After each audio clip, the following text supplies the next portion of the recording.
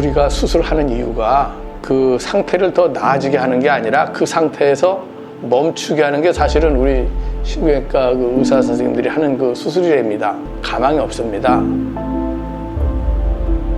너무 착하고 우리에서 너무 소중한 아이였는데 기석이를 장기 기증을 하면 어떻겠니 했더니 할머니도 그렇게 해라, 기석이 착했던 아이고.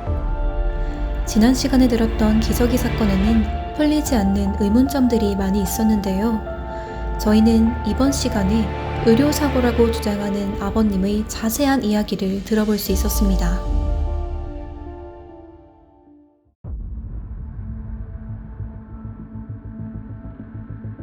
네, 기석이가 왜 죽었을까 생각하다 보니까 도저히 이해가 안 가는 거예요. 그러니까 건강했던 애가 갑자기 죽었으니까 너무 허망하고 황당하고. 그래서 병원에 가서 이제 의무 기록하고 이제 진단서를 떼어봤습니다. 진단서를 떼었지만 제가 뭐 의학적인 지식이 뭐 많지 않고 그래가지고 친구가 이제 의사로 있는 친구가 있어요. 진단서랑 그 의무 기록을 보내줬더니 친구가 이제 전화가 바로 온 거예요. 그 의사인 친구가. 태연아, 그 기석이가 어디 뭐 다쳐서 뇌출혈이 된 거야? 그러더라고요. 그래서 아니, 이렇게 학원 가다가 그냥 머리가 아프다고 그래서 병원에 가서 의식 잃고 쓰러져서 뇌출혈로 판명이 된 거야. 그랬더니 그래? 그럼 진단서가 이상하다, 야. 진단서를 보니까 그 기석이가 어디 다쳐가지고 뇌출혈이 일어난 걸로 돼 있는데 그러는 거예요. 저도 이제 그제서 이제 진단서를 한번 봤죠. 자세히 이제 병명을 봤더니 외상성 출혈 이렇게 돼 있는 거예요. 외상성. 그러니까 외상성이라는 거는 외부의 충격에 의해서 이제 뇌출혈이 됐다는 얘기인데 이상하잖아요. 그래서 제가 이제 다시 병원에 갔습니다. 여기서 말하는 폐쇄성 외상성 지주막하 출혈은 교통사고와 같은 외부의 충격에 의해 발생되는 증상이라고 하는데요. 기석이의 증상과는 다른 진단이 내려졌던 걸까요? 지인의 설명을 들은 기석이 아버님은 당장 병원에 찾아갔다고 합니다. 외상성으로 돼 있다. 이 사고로 다친 걸로 지금 돼 있는데 기석이는 학원 갔다 오다가 머리가 아프다 그래서 온 거고 아무 상처도 없이 그냥 그렇게 된 거다. 그랬더니 그 전에 뛰어갔던 진단서를 다 달래요. 그래서 없는데 왜 그러냐 그랬더니 진단서가 다시 회수가 돼야지 새 진단서를 발급을 해준답니다. 그래서 제가 그랬죠. 내가 잘못한 것도 아니고 지금 진단서도 없고 한데 이거 지금 딴 데 또 제출해야 되는데 진단서 새로 띄워달라 그랬더니 마지못해서 이제 하나 띄워주는데 보니까 띈 걸 보니까 그때는 자연 지주막하 출혈. 그리고 외상성이 아니라 앞에 자연자가 붙은 거예요. 새로 뗀 진단서에는 외상성이라는 말 대신 자연으로 수정되어 있었다고 합니다. 밑에 이제 비고란에 의무 기록의 의거 작성함. 그래서 진단서 제대로 떼었구나 해서 의무 기록도 이제 다시 떼었어요. 진단서를 이제 그 반납을 안 했으니까 다시 이제 그 진단서를 비교하면서 이제 이전 거랑 어떻게 다르나 하면서 이제 그 의무 기록을 보니까 또 웃기는 게 뭐냐면 의무 기록에는 그대로 처음 띈 진단서처럼 똑같이 폐쇄성, 외상성, 지주막하 출혈. 그러니까 의무 기록은 외상성으로 되어 있는데 진단서에는 의무 기록에 의해서 떴다는 얘기예요. 앞뒤가 전혀 안 맞죠. 진단서가 잘못됐다는 얘기는 그럼 혹시 기석이가 그 병원에서 뭐 전원이라든가 아니면 자체적인 치료라든가 이런 과정에서 잘못된 게 있을 수도 있겠다. 오진으로 인해 기석이 치료에 미흡했던 점들, 또 수정했음에도 불구하고 앞뒤가 전혀 맞지 않는 서류들까지. 기석이 아버님은 환자에게 이렇게까지 무심할 수가 있을까라는 생각이 들었다고 하는데요.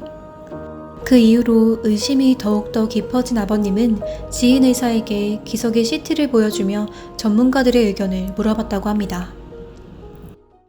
자기네들 그 병원의 의사들한테 이 CT를 보여줬더니 그 의사들이 하는 얘기가 출혈 부위가 크지도 않고 이 정도 상태로 기석이가 죽을 이유는 없다. 그런 식으로 얘기를 했다는 거예요, 전부 다. 그래? 그러면서 야, 니네 병원은 어떻게 치료하냐? 환자를 걔는 뭐 많이 봤을 테니까. 우리 병원 같은 경우는 환자가 오면은 바로 수술을 한다. 골색조술을 한다. 만약 기석이가 다른 병원에 갔더라면, 다른 의사에게 진료를 받았더라면 기석이는 치료를 무사히 받을 수 있었던 걸까요? 그러면서 하는 얘기가 야, 태연아, 3차 진료기관에서 못하면 도대체 어느 기관에서 하겠니? 최고 등급의 그 병원이고 나라에서 인정을 한 병원인데 거기서 못하면 대한민국에서 못하는 거잖아요. 의료법에서는 의료기관을 크게 세 가지로 나누고 있는데요. 여기서 기석이가 처음 입원했던 병원은 3차 의료기관, 즉 의료기관 중 가장 높은 등급의 상급 종합병원이었습니다. 그 친구의 얘기를 듣고 나니까 그 의사가 했던 얘기가 협진과 병원 시스템 때문에 우리가 수술 못한다 해서 전원을 시킨 거거든요. 협진과 병원 시스템이 잘 돼 있어서 3차 진료기관인데 거기서 병원 시스템과 협진이 잘 안 된다는 얘기는 뭐예요? 3차 진료기관이 아니란 얘기예요. 그러면은요. 사실 협진과 병원 시스템은 환자나 보호자가 할 일이 아니에요. 그죠? 그건 병원에서 해야 되는 거고 특히 3차 진료기관이면 병원비도 비싸고 나라에서 인정을 받고 진짜 모든 걸 다 지원해 주는데 그걸 오히려 협진과 병원 시스템 때문에 치료를 못하고 다른 병원으로 보내? 그게 안 됐다는 거는 제가 볼 때는 병원의 책임이지 환자나 보호자의 책임이 아니에요. 환자가 왔는데 저희 협진과 병원 시스템 때문에 못합니다. 이런 식으로 하면 환자 보내는 3차 진료기관은 어디에도 없을 겁니다. 그럼 모든 병원에서 다 딴 데로 보내버리면 환자는 뭐 진짜 길바닥에서 다 쓰러져 죽어야 된다는 얘기인가요? 그건 아니지 않습니까? 그래서 저 이 부분을 심지어 어떻게까지 생각했냐면 이건 진료 거부까지도 저는 생각을 해요. 진료할 수 있는 거를 진료 못한 거는 진료 거부 아닙니까? 의사가 치료를 거부하는 거는 이거는 말도 안 되는 거잖아요. 환자를 방치한 거예요. 환자를 꼭 길거리에 오지 마라 가 이게 방치가 아니라 할 수 있는 걸 안 한 것도 직무유기자 방치예요. 그것도 뇌출혈 환자를 방치시킨 겁니다. 이게 3차 진료기관에서 할 수 있는 일인가요? 그건 아니죠. 그래서 기석이가 사고라는 확신을 점점 갖게 된 겁니다. 제가. 그렇게 의심은 점점 깊어져 결국 아버님은 그때 당시 주치의를 직접 찾아갔다고 하는데요.